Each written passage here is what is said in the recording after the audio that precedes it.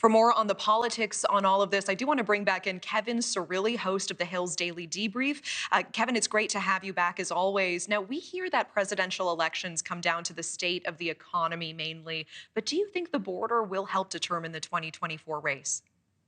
Absolutely, because immigration is directly connected to not only national security, Natasha, but also to economic security. There's no question that if you go down to the US Mexico border, whether you're in Texas, whether you're in Arizona, or even bordering states a part of that part of our country, that their economy is taking a direct impact on this. Look, when you have the New York City mayor, Eric Adams, calling on help for immigration in the Big Apple, one of the greatest cities ever in the history of not just the United States, but around the world, calling for federal assistance.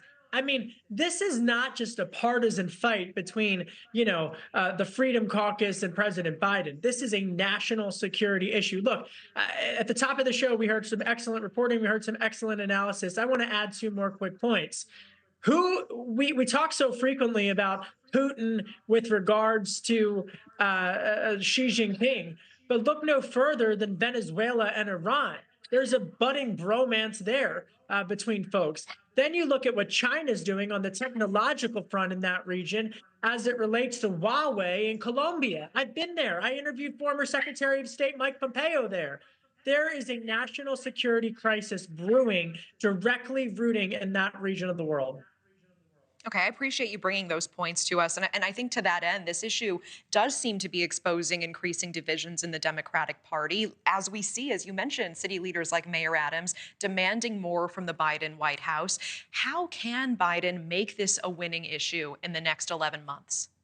Well, look, I mean, for Democrats, it's not just you look at the polls, Biden's trailing to Trump nationally as well as in battleground states. But in addition to that, look at the midterm elections. And this is going to be an incredibly difficult issue, especially for moderate Democrats who are already at odds with the fringe of their party as it relates to Israel and Hamas.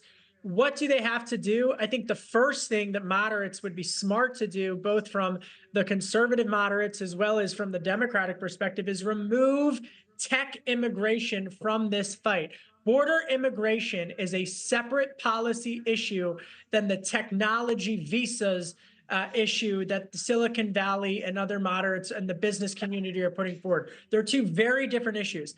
And so that is something, number one, that could perhaps build some consensus. But separately from that, President Biden has to go to the border, not Secretary Blinken. President Biden needs to go there and needs to show things. But it was just the other week when you've got the governor of Texas trying to codify illegal immigration as a result into the state legislature, and the Biden administration comes out against it. Separately from that, well, then what are they proposing? This can't be settled at the Supreme Court of the United States. This starts and ends in the White House. And so whomever's in the White House, whomever's occupying it, they're the commander in chief. And this is a commander in chief issue. All right, Kevin Cirilli, always appreciate your time. Thank you so much. Thank you. Thanks, Natasha. Anytime. We do want to. Thank you. Thanks so much for watching. Go to joinnn.com to find NewsNation on your television provider. And don't forget to click the red subscribe button below to get more of NewsNation's fact-driven, unbiased coverage.